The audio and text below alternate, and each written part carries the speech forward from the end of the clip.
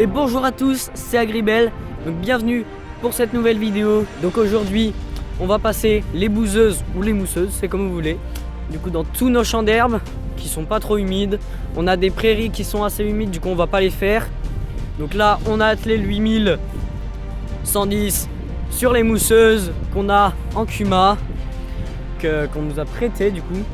Mon père est avec le 7000 tout simplement en train de faire de la manutention, donc en train de finir de ramasser les branches comme vous avez pu le voir dans la dernière vidéo.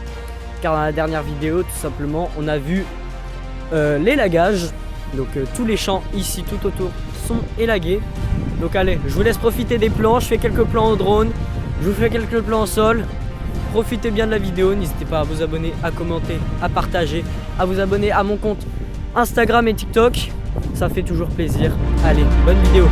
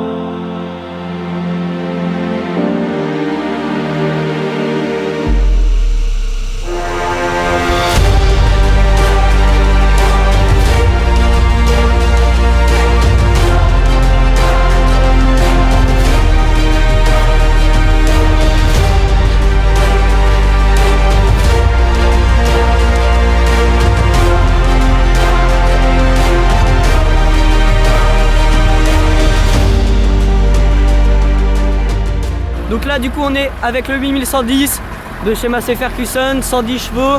Et du coup les mousseuses qu'on a en Kuma, que du coup on nous a prêté. Donc voilà, allez, bonne vidéo.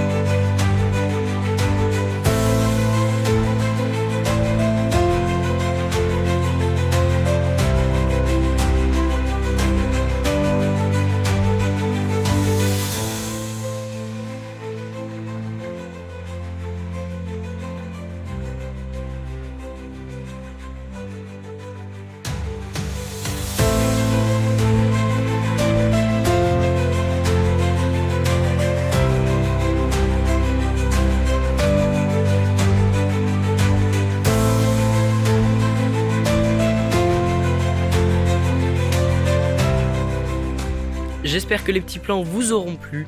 J'espère que tout simplement les moussages, les vidéos en drone vous auront plu. Donc maintenant parlons un petit peu plus de cette nouvelle mule. Donc pourquoi on l'a acheté déjà? Donc l'ancienne mule, la Massey Ferguson que vous avez pu voir sur certaines vidéos, est malheureusement tombée en panne. Du coup on s'est enfin décidé à l'ouvrir. Et malheureusement c'était une bielle dans le moteur du coup qui est tordue. La pièce est introuvable, donc on n'a pas pu la réparer. Donc ce qu'on a fait, c'est qu'on a recherché des petites mules comme ça, parce qu'on en a absolument besoin pour faire tout ce qui est clôture, tout ce qui est ramassage de pierres dans les champs et tout, c'est vachement pratique. Je vois que pour par exemple amener le maïs aux vaches qui sont dans les champs, c'est vachement pratique. On a une petite caisse à l'arrière pour mettre le maïs, donc voilà.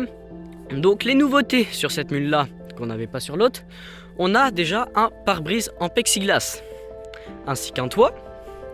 On a un joli rétroviseur.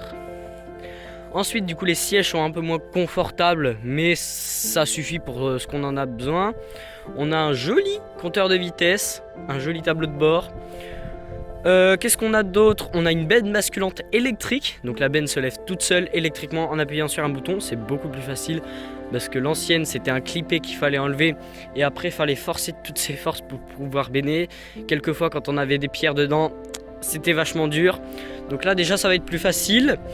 À l'avant on a un attelage agricole, on a du coup les clignotants, on a un treuil vachement pratique, on s'en est déjà servi plusieurs fois. Donc la mule on l'a reçue mercredi, si je me souviens bien, mercredi après-midi on l'a reçue.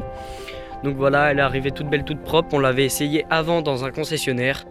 Donc vu qu'elle avait déjà quelques petits kilomètres au compteur, du coup on l'a payé un peu moins cher. Donc voilà, donc c'est une Jobber D-Max équipée de 1100 de chez e-Track. Donc sinon pour les caractéristiques moteurs, on est sur un moteur diesel du Kubota 1123 cc, 3 cylindres.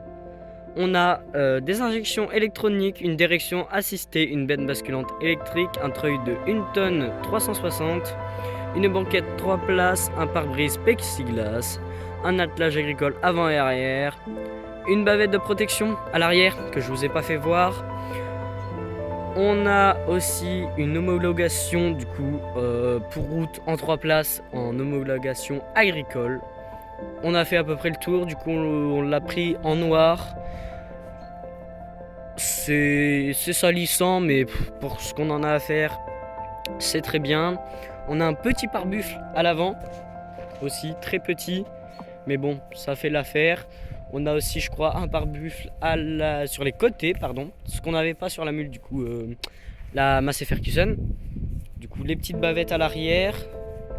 On a des jolis clignotants tout ronds. Et on a aussi du coup un pare-buffle sur le côté. Ce qu'on a en plus, qu'on a démonté de l'autre côté, parce que pour monter, descendre c'est embêtant, du coup on l'a enlevé là-bas, mais on a une petite protection qui revient pour les pieds. Donc pour à chaque fois monter, descendre quand on va chercher des pierres par exemple, c'est assez embêtant de devoir à chaque fois le baisser, le relever, ou on se prend les pieds dedans. Donc on l'a enlevé. On a un toit et un plexiglas du coup qui est bien pratique quand il pleut, même quand je vois quand on va à grande vitesse, 30 km/h dans les champs, on se reçoit pas de l'air frais sur la tête tout le temps. Le chien il est content maintenant, du coup vu qu'il a une autre mule, il peut remonter à l'arrière dans la caisse. On a aussi un tapis qui était avec, donc pour éviter que ça glisse. Donc c'est bien pratique pour le chien, mais on l'enlève pour faire des travaux du genre mettre des pierres à l'intérieur pour éviter de l'abîmer. Voilà. On a les ridelles sur les côtés qui se démontent. Je vais vous faire voir ça. Donc voilà, donc là elles sont pas enlevées à fond, mais on peut ici détacher le petit câble. Et on a ensuite des axes ici que l'on peut enlever pour tout simplement faire un plateau. Quand on veut par exemple mettre des mini bottes de paille, des sacs ou quoi qu'on veut prendre sur les côtés, on peut ouvrir sur les côtés. Voilà, on a à peu près fait le tour. N'hésitez pas à me poser des questions en commentaire si vous en avez. Donc si cette vidéo vous a plu, n'hésitez pas à vous abonner, à liker, commenter et à partager, ça fait toujours plaisir. plus j'aurai de vues, plus j'aurai d'abonnés, mieux je ferai des vidéos de qualité, pardon. Donc voilà, allez, c'était Agribel, bonne soirée ou bonne journée à tous.